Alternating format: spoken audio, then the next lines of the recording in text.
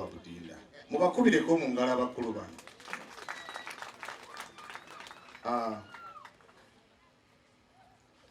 Full council sitting today. There is some information and important that we need for more consultations. There is a number that I believe that they can be given to sit as the executive committee of the mayor at the town council level. And right here, I interpreted the law guided by fellow other countrymen to bring something which is good for Luweero. Ekintu ekirungi ku lw'abannaluweero ffenna nti ba secretaries babeera bataano abayambako meeya mu mirimu gye ng'oggyeko deputy we ne meeya. Etteeka ligamba nti singa kanso ebanga bw'eba etudde, mpuliriza bulungi, kanso bw'etuula toyina kuba na executive eri more than a third of your council. Munana as Luweero Town Council. Etteeka libadde litugamba okulonda ba secretaries basatu, tugatteko deputy mayor ne mayor executive. Olunaku olwaleero etteeka bwe weeyongereyo wansi awo akawairo kagamba nti kasita obeera ne executive nga teri more than a third. Olunaku olwaleero Town Council yagezze tuli abantu 28 ababadde 18. Ndi mu kuinterpreting amateeka, tetwagala tukole ensobi ku ntandikwa yaffe. Bino njagala tubitandike ng'omuntu yenna asobola okutegeera nti bwe mbotali mu lutalo wabula akola ekirungi eri bannaluweero.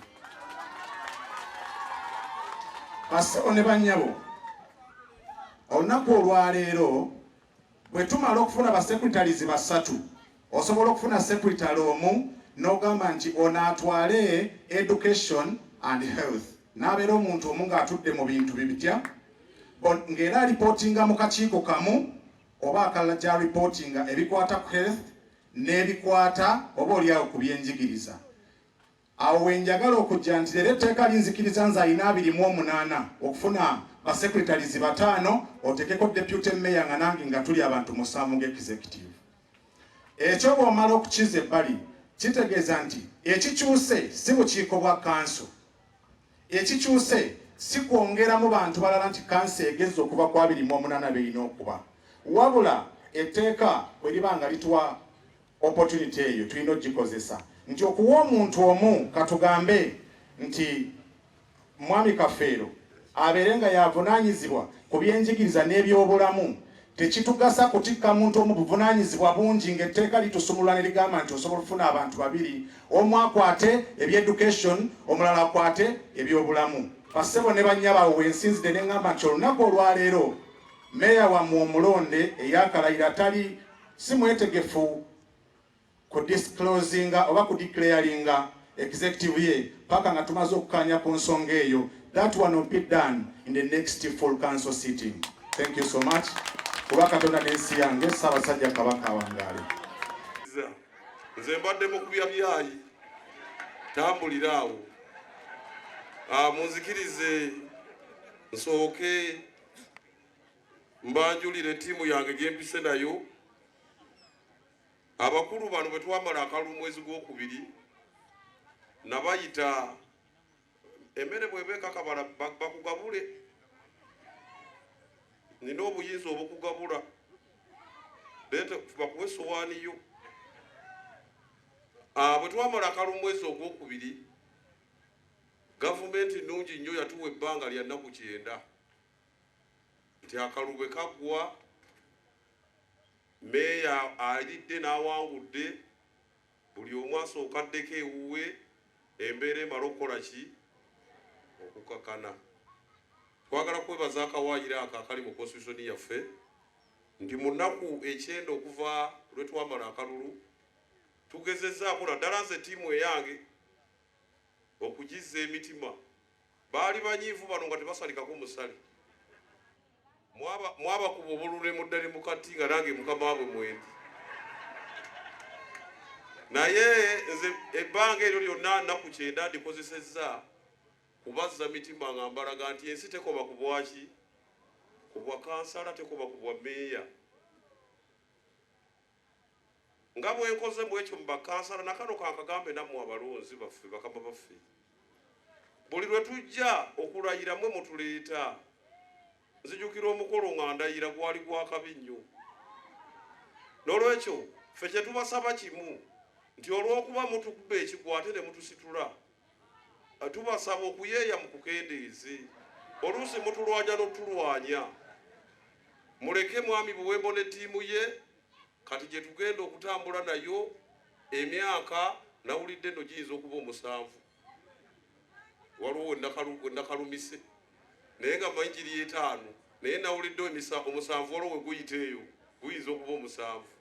Nekyo twagala kubasaba bakansala baffe abalungi ne meeya, kati essuubi lyaffe lyonna litulimu mmwe, ate mugenda kuwanguyibwa kanso. Wano tewali nnyo kipya, tebabatiisatiisa mbu obuzibu buli ku kanso, tebuliiwo.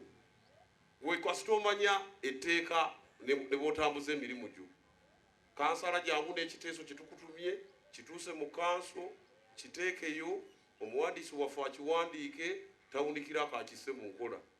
Tewajja kuba pulobulemu. Pulobulemu wejja okugira ye kansala oba meeya okuva mu tteeka ekigere kyo ne kirinnyako ewa paalisi chief oba ewa tawunikira, awo Saara Balimba mujja kuwulira ebifuba nga bibuguma abantu wano. Naye akumbye etteeka tewali pulobulemu. Era njagadde Mwami Buwembo nti buli kootategeera abakulu obakataputi kyekibasasuza. Era nkwagadde nnyo oleme kusomekeza ekitiivu y'abantu 7 ate etuuke mu makkati yeerookinge alese asinga era bakunkubira engalo. Ebadde decision eryakireeta. Akasembayo kano kagenda mu bakansala abapya. Bakansala abapya mulina okumanya nti ebifo ebigabibwa bitono. Mu nsonyi wakonkalengedde nga ntudde wali. Era ndowooza mwe mutadde ne pulesa ku mukulu munnange. Ebifo ebigabibwa mu tteeka awo bitono. Basipiika 2 abo bamaze okugabwa, abo bo bamaze okufuna ekyabo. Kati tusigazza abantu 4. Mujjukire kanso eyange nze mbadde n'omukisa bano babadde 17. Eya Mwami Buwembo ya 28. Eddako ejja kuba yana ne yaza nnyo taata oli musajja bakunkubire ku ngalo zigenda zirinnya. Ekirinyisa ettawuni eno Madamu RDC kano kagenda eri ggwe. Twaseetinga Luwero Town Council mu kisanja kyo twali tugimenti egenda kufuuka municipal council. Kaakati ye electoral commission neteekinga lead yo netandika okugaba electoral areas okukakana nga tuli mu bakansala 28 kumpi 27. Ate ministry of government yo netateekinga kigere. Kati neyo ye bwe buzibu bwe tufunye nti tulina kansa egaziyeemu naye ng'ate akabaasa akaffe kaganya okugaziwa. Maama nja kukusaba gwe kifaananyi kya pulezidenti ali mu buyinza otutwalira obubaka obwo nti Luwero Town Council eri overdue. Municipality gye tukendeeze ku namba n'abaana bano bafune omukisa okugaba n'ebifo ebirala baleme kubeera mu kakutiya kwenyiga kutuuka ku leve eyo. Ndowooza maama obubaka obwo butuuse bulungi. Kati njagala kubalaga ku bagenyi be tulina ab'enjawulo abazze wano. Madamu RDC ye mwamutegedde. Nina ssentebe munnange bwe baatukubya akalulu ne Mungu n'apatabaali nga si mulala ye Mwami Kibalama John Posebo we bututubula. Sebo awubira ku bantu sebo. Musajja watwe baamukubye nene mugagumba tofaayo. Tujja kutambuza emirimu. Tulina district councilor waffe ow'Eggombolola lirimu eri ebutuntumula. Ono nno gavumenti gye ndabakiikiriddemu nga Mwami Kibiranga alayira ku kisaawe. Ye yekka gwe twafunyeeyo ng'akati k'ekibiriiti. Sebo sembera wano abantu bano bakulabi kuba kati tawuni kumpi katika mu North wampamba jangu wano. Njagala mulaba omukulu oyo buli gavumenti ejja ne feesi empya. buvunaanyizibwa bwaffe toddukawo buddusi munno olina omukwasa ofiisi asobole okuba ng'agenda mu maaso. Mukadde wange njala kusooka okukwasa njogedde ku sitampu. Sitampu eno bwe buyinza bwaffe bwe tukozesa njala gikwasa ssebo ogikozese bulungi. Sitampu eyo nnungi nnyo esaka essente ate esibya kiva kuwa ogikubye. Neyaza nno ssebo ndabye ettagali mu kansero yeetaaga amateeka otandika ogatusomesa. Tulina ze tuyita standard rules and procedure. Eno yeteeka erifuga sipiika ne bakansala nga batudde mu kanso kubanga kanso be bakama baffe boolaba bano. Nolwekyo etteeka lino lyeryo. Mu kirayiro kyaffe kyova okubya ekirayiro ekibaddemu, I will protect the Constitution of Uganda. Mukadde wa Constitution and Local Government Act efuga era mwe muli akawaayiro kali akabasumbuwa n'ekaawo kali omwo bw'omala alitandika okukabikula kasite enamba bagikugambye ya section. Kaakati eno ye handover report erimu ebintu bingi, bakozi, sente zendese ku akawunti empitirivu, tulize mbadde nzibba naawe ogenda kubbako, mulimu abakozi bange aba gavumenti, mulimu obunene bw'enguudo n'ebirala bingi nnyo biri muno. N'olwekyo njala ssebo ngikwase ripooti eno. Mulimu ebidduka byaffe loole biki, tractor, pikipiki. Abamodanizi temweraliikirira omukolo ogwammwe tugenda gukola mu bufunze ndowooza ekibadde kibulako tetunnakikola. Nja kusaba tawuni kiraaka ondeetera budget ey'omwaka guno. Ndeetera budget ey'omwaka guno, teekerako ddala ne waka pulaani ez'omwaka guno. Mukama wange muteeke eyo gw'okutte meeya afuluma akukolera budget gy'otambuza omwaka gw'ogusooka. Era ssebo njala kutegeeza ne bakansala bano budget twagimaze ey'omwaka guno. Omulimu gwe musigaza mwangu nnyo kugissa mu nkola. Twamaze okukola ensaasaanya n'ennyingiza ez'ekibuga kino omwaka gwaffe ogusooka. Lwaki tukikola nga nammwe muvumba mwetegereza ensonga eno n'eri. N'olwekyo bwe munaamaliriza nammwe mujja tandika okuteekamu ebyammwe obulamu bugende mu maaso. Weewaawo n'olwekyo kaba gituleetere budget eno. Budget yaffe ey'omwaka 2021-2022 bakansala baffe abapya buli omu alina ofuna kopi era mugenda gifuna mube ng'osobola okuyitamu. Temwerabira okukebera bwana weesi baffe bonna buli muno twapakidde bulungi. Mu bufunze ebadde bulako court of arm eno naye tetunnagikola naye saidi eno yaffe yatawuni kanso nagissawo mu kisaaja naye ndowooza ojja kunnyamba mu kisaaja kyekolebwe meeya aliddako abe nga naye agifuna. Mwebale nnyo, mwebalire ddala.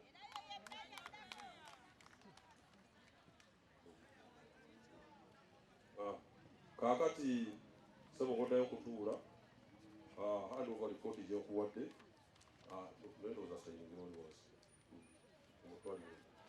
Mwebale nnyo, mwebalire ddala. Ssebo oyinza okuddayo kati ssebo oli meeyo ajjudde buli abadde azze ne jampu foomu kusayininga ewange tojja mwami Buwemba ate asobola kumpi wano kupiita. Bassebo ne bannyabo nga sinaba kugenda wala, nsaba okubanjulirako abantu ab'enkizo mu bulamu bwange.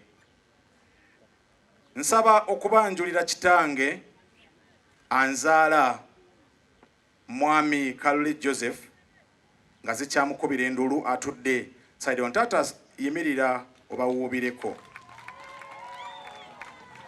Oyo kitanga nzaala atuula ku Mutala Kalongo Luweero mu muluka guno gwennyini Town Council mweri.